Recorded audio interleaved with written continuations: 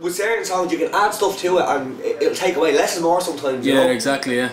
So, just trying to pick a good mix that's still quite acoustic based. Yeah.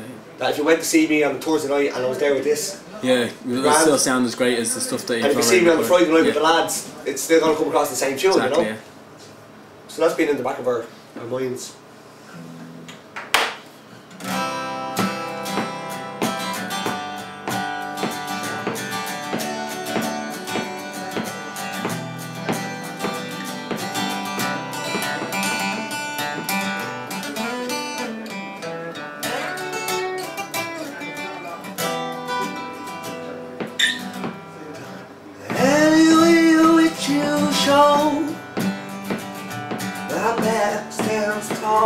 I just don't know.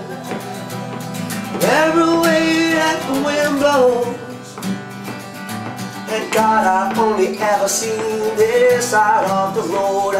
The stranger that you met on the train, it's the lover that you kissed out in the pouring rain.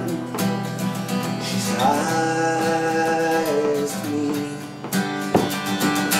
Every way the wind should blow, and God, I've only ever seen this side of the road. What are you doing, mate? How are you doing? Point the view shot.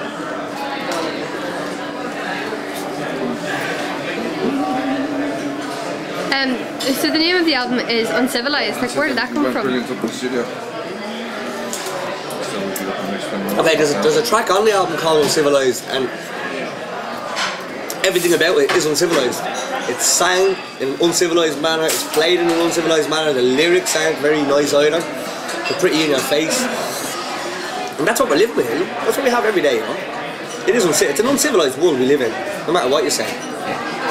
You know, you can sit here and we can have our pints and we can have our sandwiches, but you get on a plane in any direction for 5-6 hours and you're just in this shit. You know, you're just in this shit.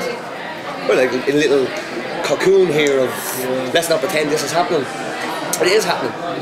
It's happening everywhere. You're in India, like. Yeah, it's everywhere. I don't even mean that. I mean the way we treat ourselves and in our attitude. Our attitude toward how we've suddenly just become so insensitive to things. It's uncivilized. Yeah, my roots. Just like where you came from, and you know what I mean? Because that's Working class done that type thing. Yeah, absolutely. Right? I mean, you're half Scottish, aren't you? Well, half Scottish. My dad's from Glasgow, yeah. And my dad's from inner city Glasgow. My mother's originally from Cable Street, so you've no chance, you know.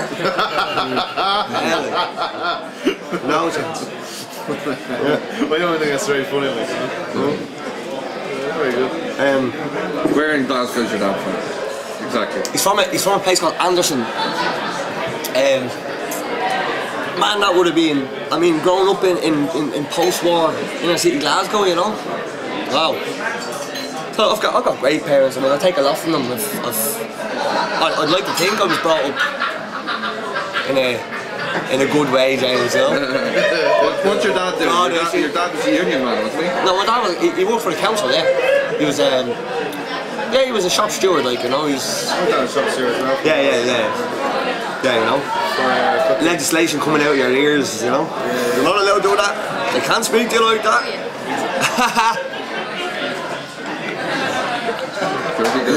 We can dance if you want to. We can leave our friends. Yeah, the safety dance. Safety dance just blew me away. I was about 13. Top of the Pops, whatever it was. Great video. Do you remember it? Do you know it? I know it, all yeah. Dressed in the medieval gear. You know? Robin Hood chip. Yeah, she doesn't know it, you know. And when I heard that, lads, hooked. I still go on YouTube. It gets like, it's got 14 million hits on YouTube or something, so it's a massive tune, you know. Yeah, it's a massive song. You do a remix? I'd love to. I've done it acoustically in gigs, like. I've played it acoustically, yeah, it's a great tune. Yeah. And like, I've played it in Germany and Holland where people just hadn't a breeze what it was, and I'm loving it. I'm up and saying, Safety Dance, yeah, I think I've even told people I wrote it. You know? Or Little White Lies, you know? Sing the wrong song to a Bob Dylan song and they tell you it's wrong and you go, hang on buddy, I seen him live.